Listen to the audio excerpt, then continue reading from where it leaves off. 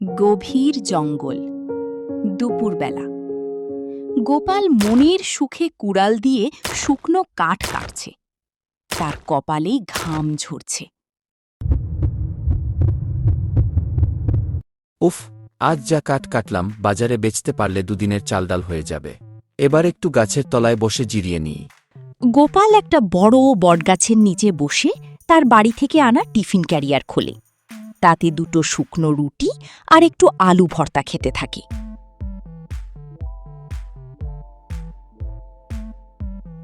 আহা, খিদে পেট চো করছে। ভগবানকে ধন্যবাদ এই খাবারটুকুর জন্য।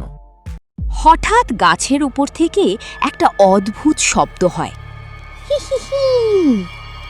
ওপর থেকে ধপাস করে একটা মোটা নীল রঙের ভূত নেমে আসে। তার মস্ত বড় ভুঁড়ি। মানুষ, কতদিন মানুষের মাংস খাইনি, আজ তোকে কাঁচা চিবিয়ে খাব। গোপাল প্রথমে ভয় পেলেও নিজেকে সামলে নেয় এবং বলে, বাপরে, এ তো সাক্ষাৎ জম, কিন্তু ভয় পেলে চলবে না, বুদ্ধি খাটাতে হবে। আরে ভূত বাবাজি, নমস্কার। তা আমাকে খাবে খাও, কিন্তু খালি পেটে কি আর মানুষের মাংস ভালো লাগে? এই দেখো আমার কাছে কি অমিত খাবার আছে, রুটি আর আলু ভর্তা। দেখাই। উহু, গন্ধ তো বেশ। এটা কি? এটাকে বলে কি স্বর্গের লাড্ডু আর অমিত চাটনি ঘি। খাও এক কামড়, জীবনে ভুলবে না। ভূতটা একটা রুটি আর আলু ভর্তা মুখে দিয়েই চোখ গোল গোল করে ফেলে। ওরে বাবারে, এ তো সোয়াদ, এ তো স্বাদ তো আমি কোনোদিন পাইনি। মানুষ, আমাকে আরও দে। আরও দেব, কিন্তু আমার একটা শর্ত আছে। আমার ঘরে একটা জাদুকরি হাড়ি আছে। তুমি যদি রোজ আমাকে এক বস্তা সোনার মোহর দাও, তবে আমি রোজ তোমাকে এরকম রাজকীয় খাবার বানিয়ে দেব। রাজি? রাজি, রাজি। এই নে আজকের এক বস্তা মোহর। কাল রাতে আমি তোর বাড়ি যাব খাবার নিতে।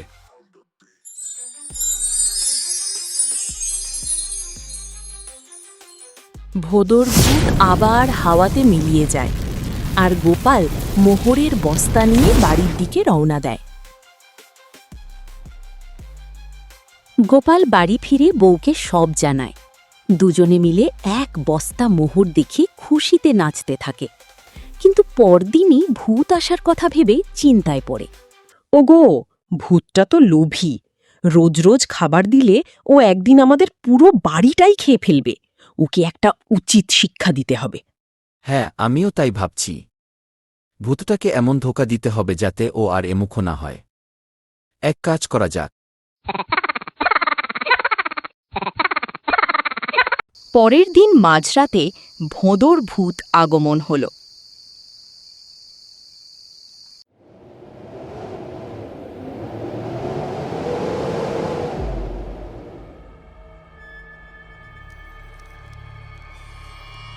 ওরে মানুষ, আমার স্বর্গের লাড্ডু আর অমিত চাটনি কোথায়?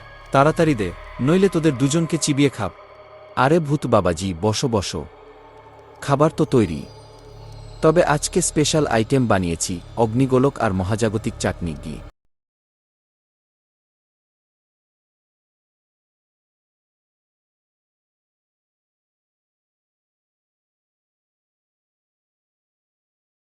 তপতি একটা বড় থালায় করে লাল টুকটুকে গরম রসগোল্লা আর পাশে প্রচণ্ড ঝাল লাল লঙ্কার আচার নিয়ে আসে। ভূতটা একবারে 4টে গরম রসগোল্লা মুখে পুরে দেয় আর সাথে 1 চামচ লঙ্কার আচার চিবিয়ে ফেলে।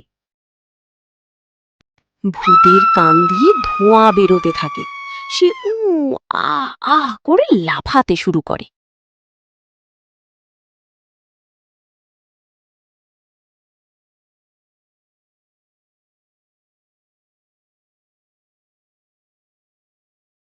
ওরে বাবারে, এ কি খাবার রে! আমার পেট, বুক সব জলে খাক হয়ে গেল। পানি দে, পানি দে। তপতি তাড়াতাড়ি একটা মাটির হাঁড়ি এগিয়ে দিয়ে বলে, এই নাও বাবাজি, এটা আমাদের ঘরের জাদুকরি হাঁড়ি। এর ভেতর মুখ ঢুকিয়ে জোরে বাতাস টানো, সব জ্বালা জুড়িয়ে যাবে। আসলে ওই হাড়ির ভেতরে গোপাল আগে থেকেই অনেকখানি খাঁটি গুঁড়ো লঙ্কা আর গোলমরিচের গুঁড়ো রেখে দিয়েছিল।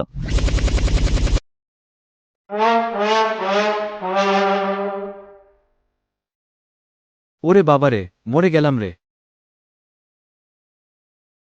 কি ভূত বাবাজি, কেমন লাগলো আমাদের জাদুকরি হাড়ি? তোদের শোনা তোদেরই থাক, আমি আর কোনোদিন মানুষের বাড়ি আসব না।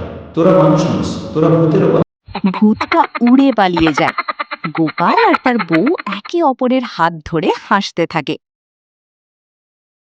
দেখলে তো বউ, জোরের চেয়ে বুদ্ধির জোর কত বেশি।